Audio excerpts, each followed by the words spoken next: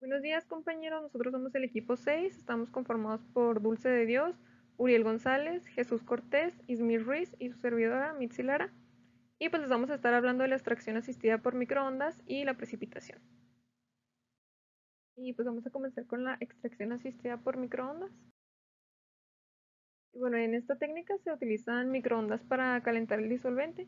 Este calentamiento ocurre porque la radiación con las microondas, que pues es una radiación de tipo electromagnética, va a causar el movimiento de las moléculas mediante migración de iones y rotación de los dipolos. Entonces, estos movimientos van a generar colisiones cuando los iones se muevan para cambiar de dirección y cuando las moléculas empiezan a rotar, pues se generan colisiones, lo que va a aumentar la energía generando calor. Y es este aumento de la temperatura lo que va a facilitar que el compuesto, el analito que queremos extraer, pues salga de la matriz y pase a nuestro disolvente. Y pues esta cinética de la extracción va a estar influida directamente por la temperatura y por el tipo de disolvente que se esté empleando. Bueno, pues para el tipo de muestras tenemos una mayor eficacia en las muestras extraídas de naturaleza polar y con contenido de agua, en contraste con las muestras que son no polares en disolventes apolares.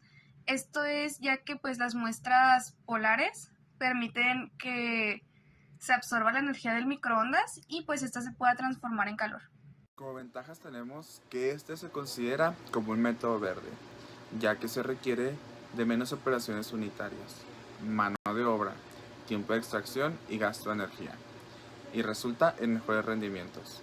Además, reduce el consumo de solventes, lo cual disminuye los costos, y el control de la temperatura permite obtener resultados altamente reproducibles. Como desventajas tenemos que el disolvente de extracción debe poder absorber las microondas y el paso de limpieza necesario. Puede ser mediante fraccionamiento de los extractos en columna con distintos absorbentes en fase sólida y el tiempo de espera para que los vasos se enfríen. Algunos ejemplos reportados en la literatura para la extracción asistida por microondas fue para la extracción de plaguicidas organofosforados en aceites vegetales. Se empleó acetonitrilo diclorometano como solución extractante para plaguicidas de carácter hidrófobo. También se encontró para la extracción de compuestos orgánicos a partir de matrices ambientales, como por ejemplo la extracción de los hidrocarburos de petróleo en suelos empleando la pastilla de carbuflo para lograr calentar el solvente apolar.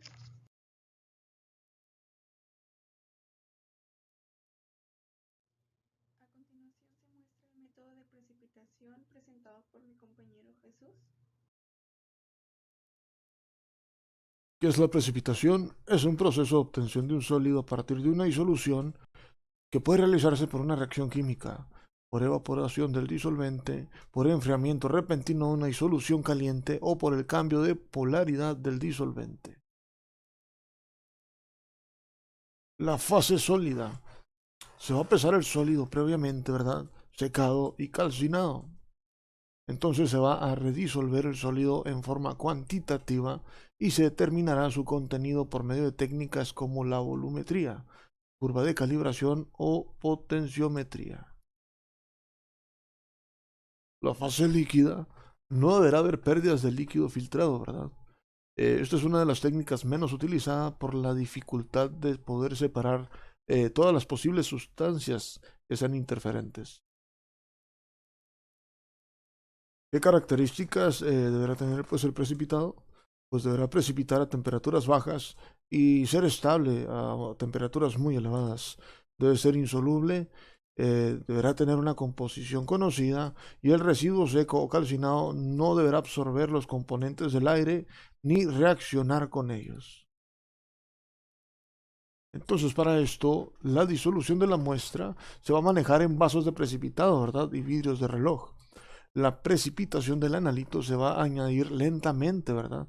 Y bajo una intensa agitación de la solución va a haber ese precipitante. La digestión, el precipitado se va a dejar en contacto con sus aguas madres por un tiempo y va a ser más rápido a temperaturas elevadas. La filtración, ya sea el calcinado, un papel filtro o en estufa, crisoles filtrantes de fondo poroso. El lavado, pues de este va a ser más que nada el precipitado, deberá lavar con disoluciones que no lo vayan a disolver. Y ese secado o calcinado, el secado más que nada se va a colocar en el papel filtro, ¿verdad? En una superficie y pues se podrá colocar en estufa o el calcinado se va a transferir a un crisol y se meterá a una mufla. ¿Qué aplicaciones tiene? Son industriales como científicas, ¿verdad? Y pues son muy útiles, ya que la reacción química pues va a producir sólidos. Estos se van a recoger mediante diversas técnicas. La precipitación pues va a encontrar unas aplicaciones en la separación de un componente de una mezcla de compuestos. Luego la decantación o la filtración se va a usar para el aislamiento, ¿verdad? Y más que nada se van a aplicar técnicas de purificación hasta obtener compuestos puros, ya sea la cristalización o la cromatografía de columna. Está la precipitación con carbón activado, ¿verdad? Y el carbón activado más que nada en forma es un polvo negro muy fino y este se va a utilizar como agente colorante de soluciones porque retiene partículas pequeñas y esto es por la absorción. Esa absorción es la tendencia de un componente del sistema a concentrarse en la interfaz o superficie, ¿no? El principal inconveniente de este método pues es que la absorción constante de carbón activo es mayor que la afinidad constante de los demás solutos. Y pues para obtener resultados reproducibles se debe trabajar en frío, ¿sí? Y con un control estricto del tiempo en contacto en la muestra y el absorbente, ya que podría modificar el equilibrio del sistema. Y estas aplicaciones, pues también hay otras distintas aplicaciones, ya sea la determinación de lactosa en productos lácteos, las reacciones inmunológicas como la determinación del grupo sanguíneo, reacciones febriles, determinaciones serológicas de meningitis, brucela, etcétera, ¿verdad? También la determinación de salicilato en drogas, determinación de nicotina o de colesterol.